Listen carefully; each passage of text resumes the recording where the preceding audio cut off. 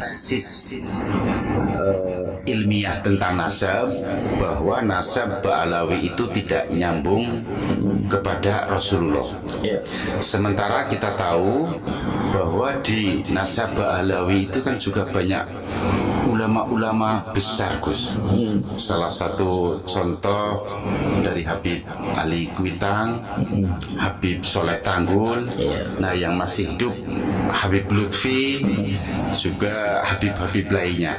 Apakah itu, kalau kita ikut meragukan, apakah tidak dikatakan su'ul adab, Gus? Mohon pencerahannya.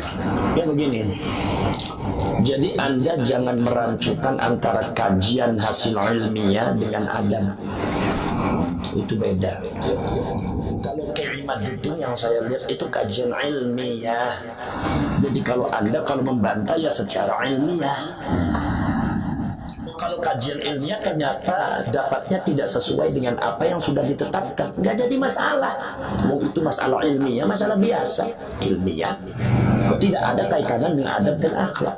Kalau Anda bicara masalah debat ilmiah, kemudian Anda kalah, kemudian Anda menggodamnya dengan adab dan akhlak. Ini sistem seperti ini yang dipakai oleh Fir'aun.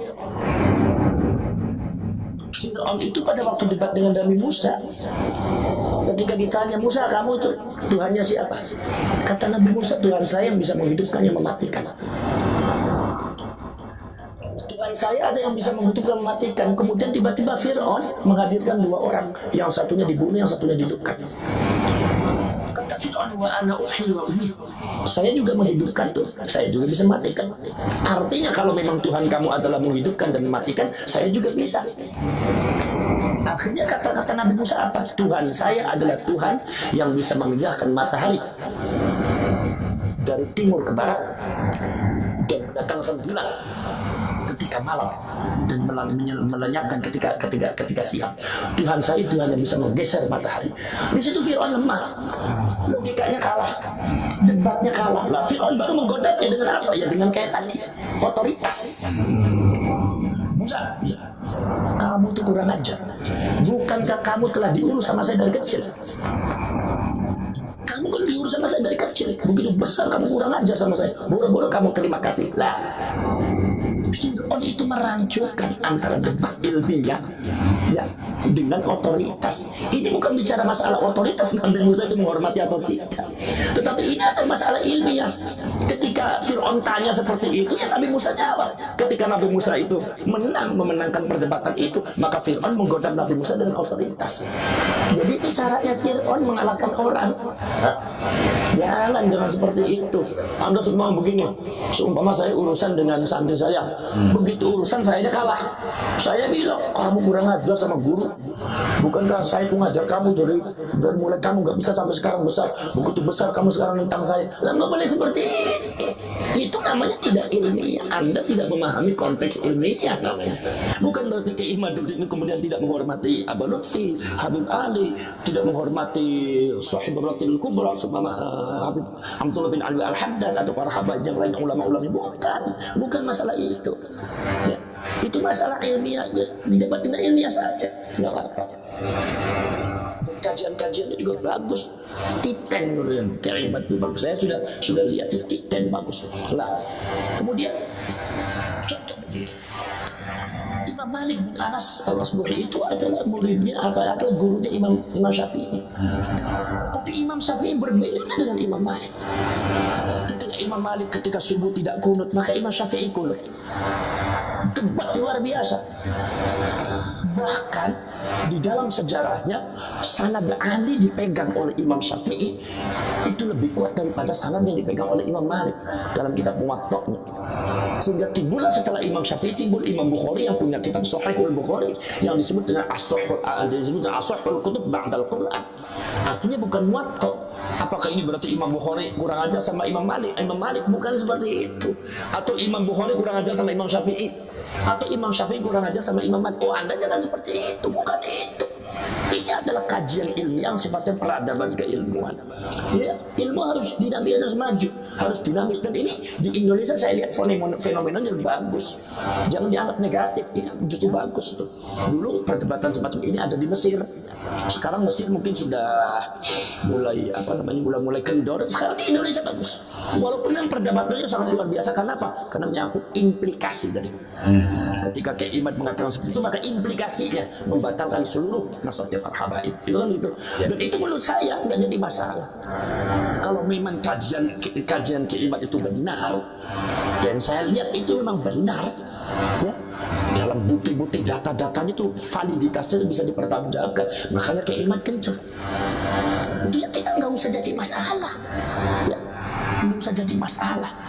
Sekarang begini, Imam Syafi'i dengan Imam Malik, bahkan Imam Ahmad bin Hanbal, Imam Ahmad bin Hanbal disuruh ijtihad sama Imam Syafi'i. Ya Ahmad ijtihad, ijtihad kamu Ahmad. Imam Ahmad bingung gimana saya harus berbeda pendapat dengan guru saya, apakah sul adab atau tidak. Kata Imam Syafi'i, ijtihad Ahmad, ijtihad, jangan sama dengan saya. Akhirnya Imam Ahmad beristihad dengan sekuat tenaga, barulah mendapatkan hukum-hukum yang berbeda dengan gurunya. Betapa luar biasa Imam Ahmad.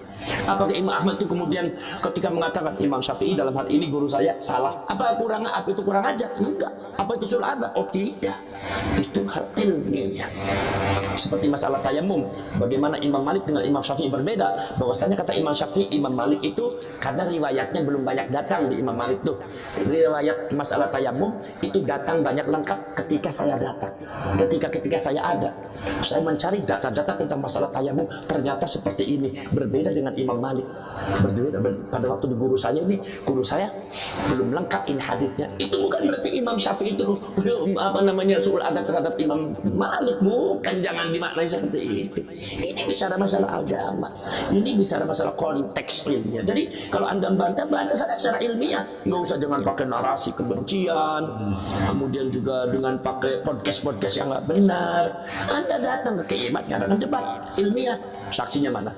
Tapi kalau debat saya minta ya lawannya yang selevel gitu. Artinya ya Anda nggak usah debat dengan Kiai Imad, debat dengan semuanya, termasuk dengan Diri Sarif Al-Rafiq, Nakobatul Ashraf yang ada di Mesir, yang ada di Irak, dan yang lainnya, Imam Fakhruddin Ar-Razi.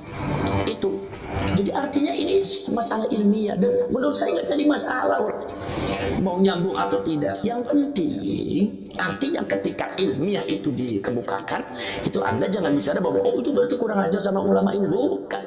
Namanya Aba Lutfi, namanya Habib Ali Kuitang, apalagi ya kemudian Abdullah bin Ali Al-Haddad Sahibul Ratib, kemudian seumpama Habib Umar bin Hafiz, ya, itu mereka adalah ulama-ulama besar. Itu mereka adalah waliullah, ulama besar, banyak muridnya sahibul karamah wal barakah. Tidak berkurang karamahnya walaupun semua nasabnya nggak nyambung juga. Walaupun menurut kajian ilmiah nasabnya nggak nyambung, itu tidak berkurang. Mereka tetap orang murid, tetap orang alim yang kita patut meminta barokahnya, meminta karamahnya, meminta fuyudatul ilahiyah, yaitu anugerah-anugerah dari Allah Subhanahu wa taala. Karena kaum Ba'alwi ini kalau seumpama dari segi nasab itu tidak nyambung, itu menurut saya nggak usah jadi masalah.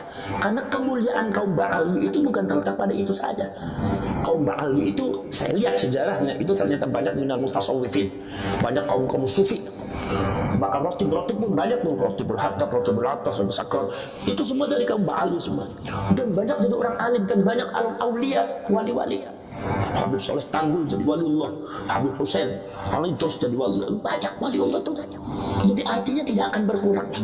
Nah itu, maka dari itu kita tetap menghormati Ba'alwi, ulama-ulama yang alim. Nah tapi kalau ada oknum Ba'alwi yang kadang-kadang berbuat tanpa tidak ada sopan santunnya, tidak ada akhlaknya, baru itu kita harus dihentikan. Kalau nggak dihentikan ini bahaya.